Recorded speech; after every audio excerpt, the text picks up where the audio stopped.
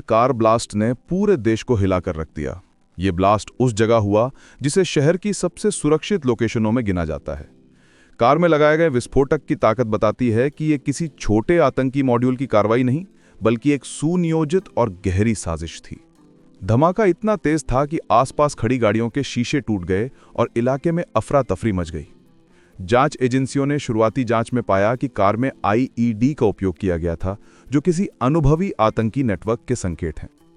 देश के सामने सवाल खड़ा हो गया, आखिर किसने राजधानी की सुरक्षा में सेंध लगाने की हिम्मत की? तो वीडियो में आगे बढ़ने से पहले वीडियो को लाइक और चैनल को सब्सक्राइब कर दीजिए। हमले के तुरंत बाद प्रधानमंत्री नरेंद्र मोदी ने स्थिति की गंभीरता को देखते हुए एक हाई लेवल सुरक्षा मीटिंग बुलाई। इस बैठक में raw, IB, NIA, Delhi police commissioner, सेना और एनएसजी के अधिकारी शामिल हुए। मीटिंग के दौरान प्रधानमंत्री ने साफ निर्देश दिया कि दोषियों को किसी भी कीमत पर छोड़ा नहीं जाएगा और इस हमले का जवाब दृढ़ता से दिया जाएगा। सुरक्षा एजेंसियों ने रिपोर्ट दी कि धमाके में उपयोग किए गए विस्फोटकों के स्रोत और तरीकों का पैटर्न सीमा पार एक्टिव आतंकी संगठनों से मिलता है। यही वजह है कि घटना के 24 घंटे के भीतर भारत का रुख बेहद कड़ा हो गया। दिल्ली ब्लास्ट के कुछ ही समय बाद एलओसी से चौंकाने वाली खबर सामने आई। पाकिस्तान ने अचानक कई अग्रिम चौकियों को खाली करने का आदेश दिया। आमतौर पर पाकिस्तान एलओसी पर आक्रामक तैनाती रखता है, लेकिन इस बार वो कदम पीछे खींचता दिखा। सुरक्षात्मक खुफिया रिपोर्ट्स बताती हैं कि पाकिस्तान को डर है कि भारत किसी भी समय सीमा पार जवाबी कार्रवाई कर सकता है और वो इसके लिए तैयार नहीं है। देश की आर्थिक स्थिति बदहाल है, सेना के पास संसाधन कम है और वैश्विक स्तर पर उसका समर्थन लगभग खत्म हो चुका है। दिल्ली ब्लास्ट ने भारत को उत्तेजित कर दिया है और पाकिस्तान ये बात अच्छी तरह जानता है। इस बीच इजरायल ने दिल्ली हमले पर बेहद मजबूत प्रतिक्रिया देते हुए भारत के साथ खड़ा होने का ऐलान कर दिया। भारतीय सुरक्षा एजेंसियों के साथ इजरायल ने साझा इंटेलिजेंस जारी किया, जिसमें इस घटना के पीछे पाकिस्तानी आतंकी नेटवर्कों की भूमिका की आशंका जताई गई। इजरायल ने खुलासा किया कि वो भारत को अपने सबसे एडवांस्ड मिसाइल सिस्टम की एक नई खेप भेजने जा रहा है।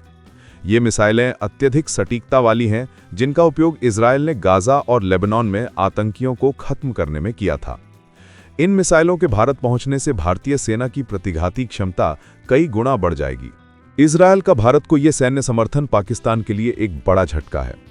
इजरायल और भारत का संबंध सामान्य सहयोग से आगे बढ़कर सामरिक साझेदारी बन गया है। इजरायल भारत को long range missile, satellite guided bomb, Harop loitering munition और दुनिया की सबसे आधुनिक एंटी ड्रोन सिस्टम तकनीक उपलब्ध करा रहा है। यह तकनीक भारत के लिए सिर्फ एक हथियार नहीं, बल्कि पाकिस्तान की रणनीतिक गणना को पूरी तरह खत्म करने वाला कारक साबित हो सकती है। एलओसी पर पीछे हटने का पाकिस्तान का फैसला केवल सैन्य डर नहीं, बल्कि कूटनीतिक असहायता का भी संकेत है।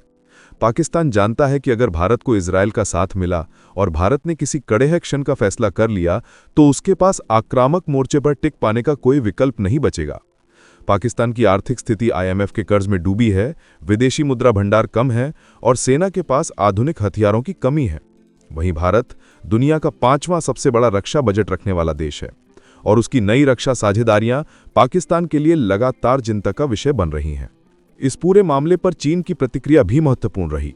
चीन ने इस घटनाक्रम पर खुलकर कुछ नहीं कहा, लेकिन उसके सरकारी थिंक टैंकों ने चिंता जताई कि इजरायल और भारत का बढ़ता सैन्य सहयोग एशिया में शक्ति संतुलन को भारत की ओर झुका देगा। चीन को खास डर यह है कि जिस मिसाइल तकनीक ने मध्य पूर्व में इजरायल को लगभग अजेय बना दिया, वही तकनीक अगर भारत को मिल गई तो भारत की स्थिति एशिया में और भी मजबूत होगी। चीन की सेना भारत की तुलना में कई गुना बड़ी है, लेकिन इजरायल की तकनीक उसे असमान युद्ध यानी एसिमेट्रिक वॉरफेयर में भारत को मजबूत कर सकती है। दिल्ली ब्लास्ट का प्रभाव सिर्फ सुरक्षा स्तर पर नहीं, बल्कि कूटनीतिक स्तर पर भी गहरा पड़ा है। अमेरिका, फ्रांस, जापान, ब्रिटेन सभी ने इस घटना की निंदा की और भारत के साथ खड़े होने का संदेश दिया। सबसे बड़ा बदलाव यह है कि भारत के प्रति वैश्विक सहानुभूति बढ़ी है, जबकि पाकिस्तान को आतंकवाद की पनाहगाह के तौर पर और कठोरता से देखा जा रहा है। इससे पाकिस्तान और भी अंतर्राष्ट्रीय दबाव में आ गया है। भारतीय सुरक्षा एजेंसियों ने दिल्ली में व्यापक तलाशी अभियान भी शुरू कर दिया है। संवेदनशील इलाकों में सुरक्षा बलों की संख्या बढ़ा दी गई है। Metro, railway station, bus terminal और एयरपोर्ट पर सुरक्षा चौकसी उच्चतम स्तर पर है। आतंकी मॉड्यूल की तलाश के लिए दिल्ली, हरियाणा, जम्मू कश्मीर और उत्तर प्रदेश में कई छापे मारे गए हैं, जिनमें महत्वपूर्ण सुराग मिलने की उम्मीद है। वहीं भारतीय सेना एलओसी पर अलर्ट पर है। भारत की नई रणनीति zero tolerance plus surgical response का सीधा मतलब है कि अब भारत हमलों का जवाब सिर्फ शब्दों में नहीं बल्कि जमीन पर देगा।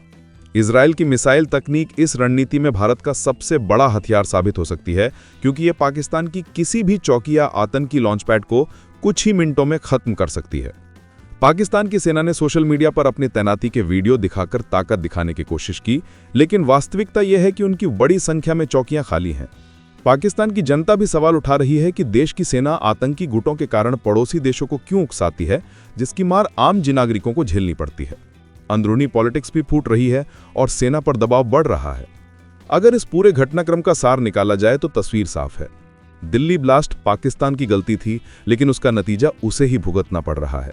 भारत अब वही देश नहीं जो आतंकवाद का दर्द सहकर चुप रहे। आज भारत जवाब देने की क्षमता भी रखता है और इरादा भी। इजरायल के साथ बढ़ता सैन्य सहयोग भारत को एक ऐसे मोड़ पर ले आया है जहां वो किसी भी प्रकार की चुनौती का सामना मजबूती से कर सकता है।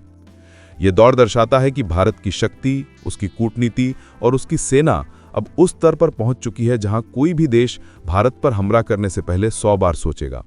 पाकिस्तान एलओसी खाली करके अपनी असहायता स्वीकार कर चुका है। चीन असहज होकर केवल देख रहा है और भारत अब स्थिति का नियंत्रण अपने हाथों में ले चुका है। तो दोस्तों, अगर वीडियो पसंद आया हो तो लाइक, शेयर और सब्सक्राइब कीजिए हमारे चैनल द न्यूज़ अड्डा 57 को, क्योंकि यहां हम लाते हैं हर वो खबर जो भारत को जोड़ती है अपने पड़ोसी देशों से। धन्यवाद। जय हिंद।